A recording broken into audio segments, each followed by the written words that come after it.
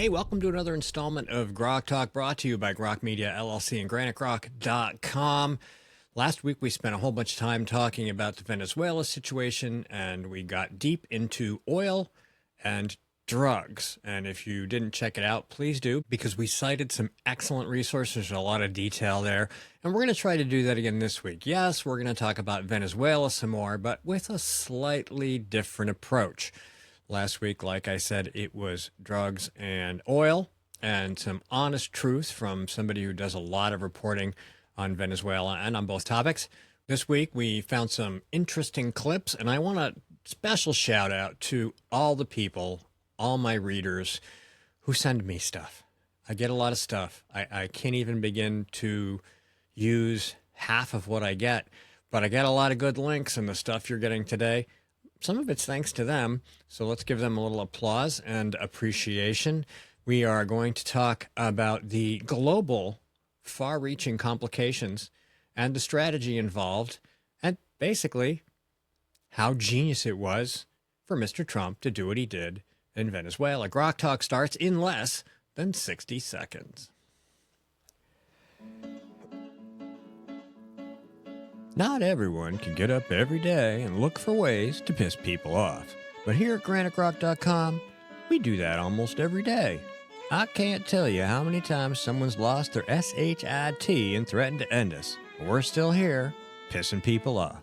It's almost like we enjoy it. And we've been doing it since 2006. That's almost 2 decades of news, politics, and opinion, and now podcasts, and we're just getting started. We believe in principles before parties and politicians. We defend free markets and individual liberty, and if that makes you mad, it makes us smile. We're like Grandma after she stopped caring what other people thought. If that sounds refreshing, you need to check us out. This is Steve McDonald for Granite Grok, and we'll keep shining the light on them for you. Welcome back. There is no shortage of commentary everywhere on the internet, anywhere center-right, and even some on the left aren't entirely chaotic and nutty, but I have some advice for lefties. They do a great job of creeping on right-wing accounts and Republican politicians, and they have people who just follow them and scrape their social media. And why the hell don't they do that for themselves? Is there somebody who could possibly, like in Chuck Schumer's office, the guy's got obscene amount of money. He charges taxpayers for his staff. Why can't they go in and say, hey, this is what you said here, and this is what you're saying now, and you just contradicted yourself? Well, the problem with that is that that's the point. It doesn't matter. They don't stand for anything. They stand for whatever might advance their political position at that moment in time. I mean, look at Schumer. Schumer was like, go get Maduro. Let's go get Maduro. I mean, he's on Team Dem. They were all saying it. Biden, Harris, $25 million to bring him in. They were all ready to go. They said, we need to get Maduro. Well, Trump went and got him. Where's his $25 million? It's a good question, but that's not what we're here to talk about. Crazy Democrats contradicting themselves. They do it almost every single day, especially during a Trump presidency. So what was Mr. Trump thinking? He said, you know what? We don't like the drugs. And to be fair, he's expanded that. We're going to talk about that a little bit towards the end of the episode. Drugs is still an issue. In the case of Venezuela, it was a huge issue. It was how Maduro was funding his government because his infrastructure for oil was so decrepit, he couldn't make enough money to pay to stay in charge. So things have changed. Maduro's out. There's still a lot of gray area about how Venezuela is going to look. But oil companies are going in and they're going to invest in the infrastructure, and that's going to move money around differently than it has been under Chavez and Maduro. But there was a greater strategic plan, and it's not just the Monroe Doctrine or the Donroe Doctrine, but it does, in fact, have significant implications, especially for U.S. enemies in other parts of the world. I'm going to start you with this clip. I don't know who this guy is, but give it a listen. You know, the bit that we're missing in this Venezuela story is Venezuela is an integral part of the Islamic regime's ability to coordinate terrorist groups like Hezbollah, or to build ballistic missiles, or to build drones. Sorry, Tom, I'm so sorry. Just explain to me why that's the case. So, as you may be aware, the Islamic regime in Iran has always had a problem with sanctions ever since the 1979 revolution. In fact, particularly since Operation Eagle Claw, when the Americans tried and failed to rescue those hostages in the US embassy. I think it was about 100 hostages. Forgive me, I'm going to get the number wrong. And the Americans imposed sanctions on Iran at the time, financial sanctions, and then other sanctions have grown up.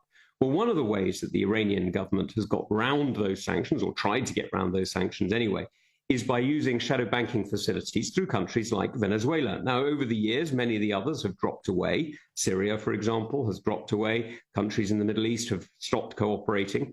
But one country that continued to cooperate right up until the 3rd of January, and probably is still cooperating a bit even now, is Venezuela.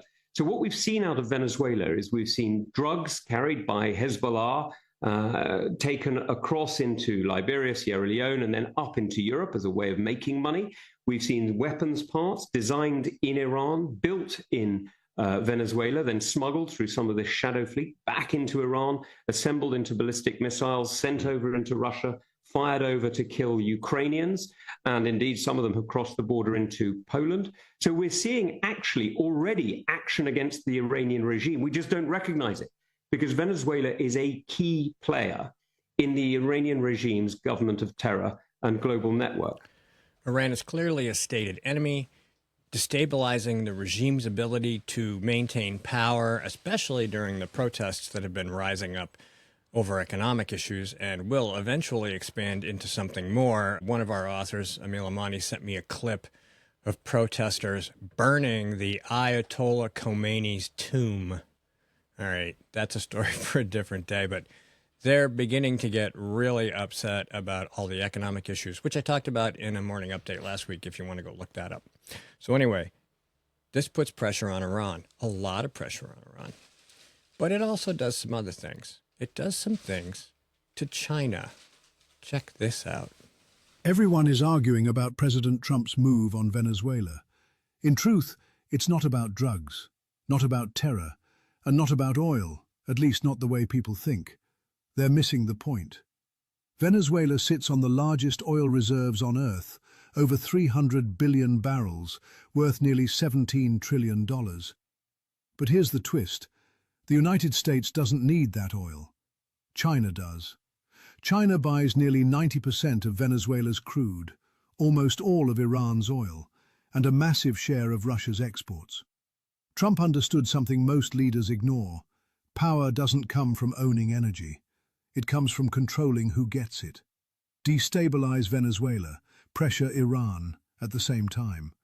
China suddenly loses 70% of its non-US regulated oil supply. No fuel for a Taiwan war. No energy for AI dominance.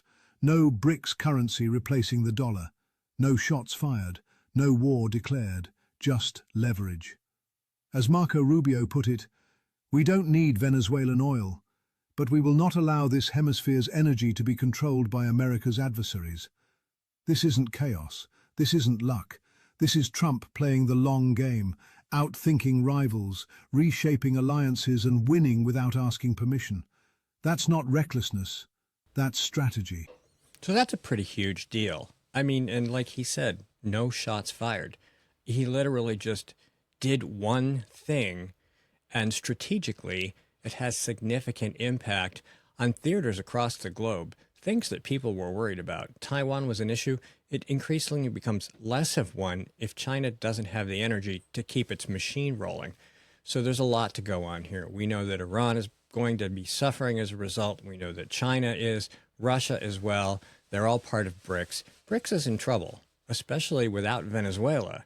So we'll see how that goes. I'm sure there's plenty of opportunity for somebody to screw it up. If it doesn't all get done before Trump's presidency ends, the Democrats could come in and screw it up. The midterms could come in the wrong way, and the next thing you know, they're stepping all over his presidency. Nothing else gets done. It all goes to shit, and our enemies become powerful again. That brings me back to drugs. So what about that? Well, there was an interesting clip from Benny Johnson talking about what happened in Venezuela. There's an interview going around with a Venezuelan security guard who talks about how they don't even know how the hell they did what they did. Apparently, they had hundreds of troops surrounding Maduro in this fortress where he was living and staying, and 20 or so special forces came in and they completely incapacitated everybody, walked in, took Maduro, and left. Here's a little bit of that. What's up, guys? It's Benny. Nicolas Maduro was camping out in a bunker in the most secure military facility that was guarded by Chinese and Russian technology. They had high-end stuff. They spent billions of dollars, and he had 300 security guards. Nicolas Maduro was not just standing in the middle of a Walmart parking lot. He was secure, and he was within feet of a safe room, yet he was black-bagged and chucked in the back of a helicopter like it was nothing, and no Americans lost their lives. They barely even got shot at. How the hell did that happen? Well, the American military executed the single most sophisticated and strategic special forces strike with the assistance of futuristic weapons that have never been used before on the battlefield. The U.S. used mystery secret weapons that brought Venezuelan soldiers to their knees, vomiting blood and bleeding out of their eyes and noses and ears. Witness account is horrifying. Let's read it. And so what does that mean to everybody else who's dealing drugs or being difficult in the Western Hemisphere? Cuba, of course, is a saber-rattling shithole, and they have a lot to fear because if this is the way things are going to work in our hemisphere while Mr. Trump is in charge, they could just go in, get whoever thinks they're in charge in Cuba, and take them. That would be interesting and amusing. But let's talk about Mexico, because Mexico is on the table. The Epoch Times is reporting this week President Donald Trump announced in an interview January 8th that the United States would begin launching strikes on cartels in Mexico. Now, I talked about this a couple weeks back. I said it was probable, but that it would be an interesting situation because now you're talking about airstrikes, deploying forces of some sort, some way inside another country. Not like just going in and grabbing Maduro and putting a black bag on his head. He was indicted by the Biden presidency. He was an international criminal. Everybody wanted him until Trump went and got him. Now they're all like, oh, you can't do that. It's against the law. Well, guess what? It wasn't against the law then. It's not against the law now. So Trump says, we knocked out 97% of the drugs coming in by water, and we are going to start now hitting land with regard to cartels. He told this to Sean Hannity on Fox News. According to the Epoch Times, the cartels are running Mexico. It's very sad to watch and see what's happened to that country. They're killing 250,000 to 300,000 in our country every single year. So I said it was coming back to drugs, and now we're talking about Mexico. You have to do something with Mexico, Trump told reporters during his trip back to Washington from Florida. We're going to have to do something. We'd love Mexico to do it. They're capable of doing it, but unfortunately, the cartels are very strong in Mexico. Mexico doesn't want the U.S. doing anything. The U.S. is going to do something. And Venezuela is why. They have demonstrated that with a small number of troops, very significant force can be applied. And nobody's really sure how. So this will be very interesting to watch. Venezuela was trying to move 100 tons of drugs a year into Mexico to move up into the United States. That's not good for America. That's bad for America. Venezuela simultaneously was working to launder money for Iran, weapons parts, buddies with China, fueling their entire war machine. So, you know, there's a definite American interest there. Mexico, right on our border. When it was convenient for them, they didn't do anything. Mexico has immigration laws. Mexico could have stopped all those people from coming across the land. They could have deported them themselves. They could have put them in prison. They did it the first time Trump was president. They have to do it now. They don't want to, though, and you have to ask why. Why? Because it benefits Mexico. Mexico makes billions and billions of dollars from illegals who come here and work and send money to Mexico. It's in their best interest. So is the drugs. The drug cartels control the government. The government lets the drug controls do what it wants, kind of because it has to. Maybe that's not entirely correct. Maybe the government in Mexico is as corrupt as the government in Venezuela. I don't know. I don't care. But the problem is very real, and it is dangerous to America. Not just the illegal immigration, but the drugs. And what's next? Weapons? Who knows? It could be anything. We let all kinds of people into this country when Biden and Harris were in charge, and they are a clear threat. The FBI, everybody else is trying to find them. ICE is trying to remove them. Something has to be done, something dramatic, and this is probably what it is. And if you can't get the government to do it in Mexico, you do it yourself. And the end result is the same. You arrest, kill, or remove them until they stop. And we have the resources, and Venezuela is proof. So we'll have to see where that goes. We'll be talking about that in future episodes. I don't think we're done yet, but let's take a break. Not everyone can get up every day and look for ways to piss people off. But here at GrokTALK.com, we do that almost every day. I can't tell you how many times someone's lost their SHIT and threatened to end us. We're still here, pissing people off. It's almost like we enjoy it. And we've been doing it since 2006. That's almost 2 decades of news, politics, and opinion, and now podcasts, and we're just getting started. We believe in principles before parties and politicians. We defend free markets and individual liberty, and if that makes you mad, it makes us smile. We're like Grandma after she stopped caring what other people thought. If that sounds refreshing, you need to check us out. This is Steve McDonald for GrokTALK, and we'll keep shining the light on them for you. Welcome back, and hey, the universe has deigned to get in my way in multiple different ways, so I'm going to have to cut this a little bit short. I do have 2 other bits that I want to share. I wanted to do more, but like I said, some other constraints have come up, and I'm going to have to cut my episode a little short this week. Maybe we'll catch up on the backside at some point. So this, regarding Latin America, which of course is what we've been talking about, from Ann Coulter. Quote, back when the U.S. was constantly meddling in Latin America, removing and inserting leaders at will, I note that 100,000 Americans weren't dying of drug overdoses every year. Cuba and Venezuela weren't emptying their prisons and mental institutions into our country for fun. Third worlders weren't streaming across our border, killing, raping, and robbing Americans. Instead of cocaine and fentanyl, the region's main exports were things like oil and sugar. Today, they can't manage to extract natural resources there for the taking. To be sure, mistakes were made, such as the State Department backing Fidel Castro based on Walter Duranty-like reporting of the New York Times' Herbert Matthews. It goes on, I will share the link.